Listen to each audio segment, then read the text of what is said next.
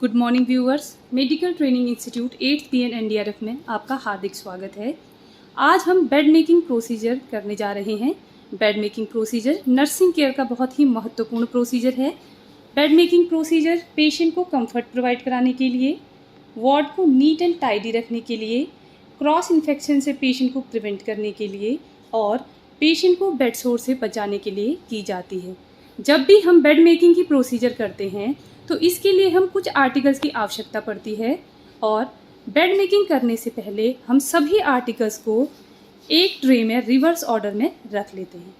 Tray तैयार करेंगे ना। सबसे पहले एक स्टेनलेस स्टील की बड़ी ट्रे ले लेंगे जिसमें सबसे पहले हम पिलो विथ कवर रख लेंगे। उसके बाद blanket, next top sheet,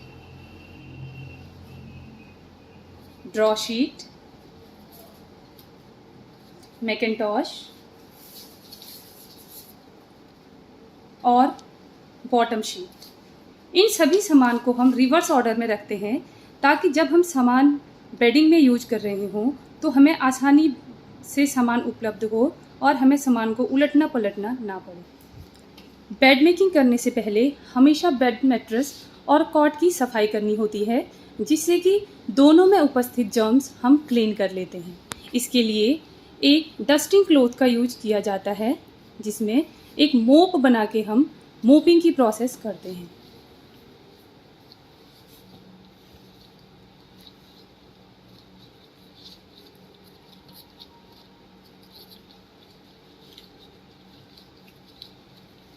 mopping के लिए हमेशा ध्यान देना है कि एक किडनी ट्रे या फिर एंटीसेप्टिक सोल्यूशन की बेसिन ट्रे ले लेनी है।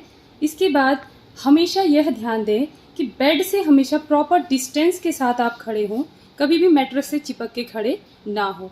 और हमेशा ध्यान देना है कि जब भी आप क्लीनिंग कर रहे हो तो बेड के ऊपर सीधे न झुक के अपनी बॉडी को थोड़ा साइड में टिल्ट करते हुए खड़े रहना है ताकि ग्रेविटेशनल फोर्स कम फील हो और साथ ही आप एग्जॉस्ट कम फील करें।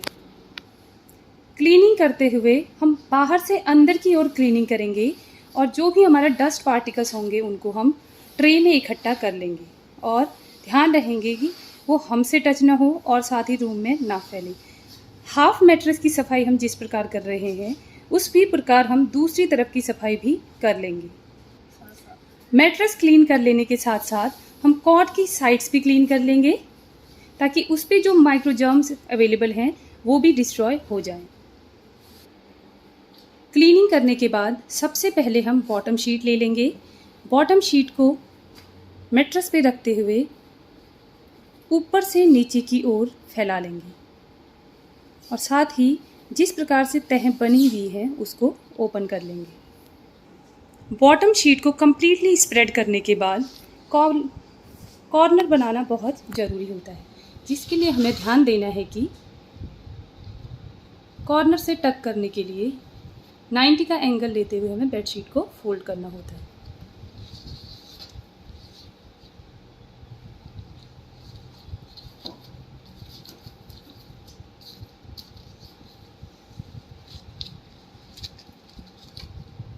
ठीक इसी प्रकार से हम चारों कॉर्नर हम सेट कर लेंगे।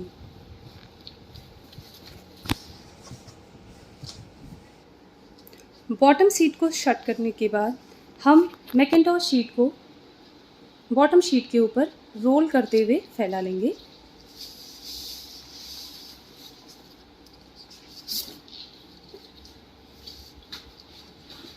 और एक्स्ट्रा पोर्शन को हम मैट्रेस के नीचे उसको प्रेस कर लेते हैं। मैकिन्टॉश शीट को प्रोटेक्ट करने के लिए हम उसके ऊपर एक ड्रॉ शीट फैला लेते हैं। उसको भी हम सेम मैकिन्टॉश शीट के जैसे ही टक कर लेंगे।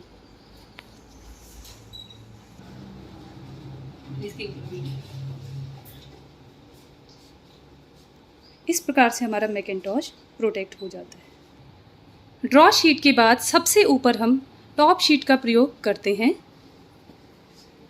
टॉप शीट को भी हम ड्रॉ शीट की तरह ही अप टू डाउन जैसी तह बनी हुई होती है वैसे बेड पे स्प्रेड कर लेते हैं।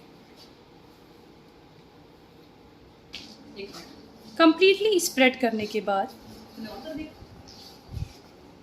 हम बेडशीट का सेम बॉटम की तरह ही टॉप शीट के भी टक कर लेंगे।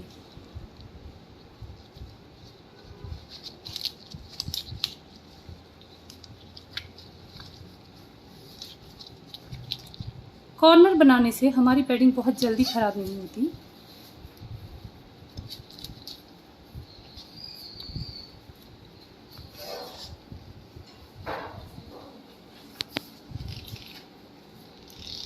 जब भी बेडिंग कर रहे हो ध्यान देना है कि बेड में किसी भी प्रकार के रिंकल्स ना पड़े हों। यदि सर्दी का मौसम हो और पेशेंट को ब्लैंकेट की आवश्यकता होती है तो हम बेड पे एक ब्लैंकेट भी लगा लेते हैं। ब्लैंकेट लगाने के लिए ब्लैंकेट को उसकी तहों के अनुसार ओपन करना होता है और साइड से उसको फैलाते हुए इस प्रकार से ओपन कर लेंगे।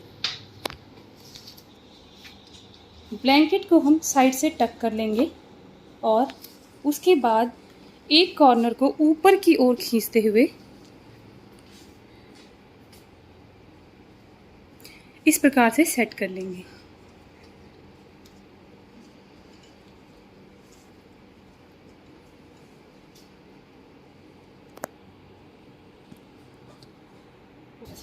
अगर बेड पर पेशेंट नहीं है तो ब्लैंकेट का भी कॉर्नर बना के ब्लैंकेट को सेट कर लिया जाता है।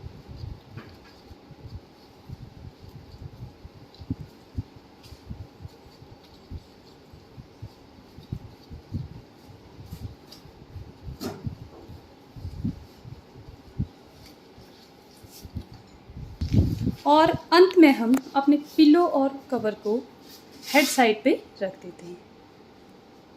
यहाँ पर हमारे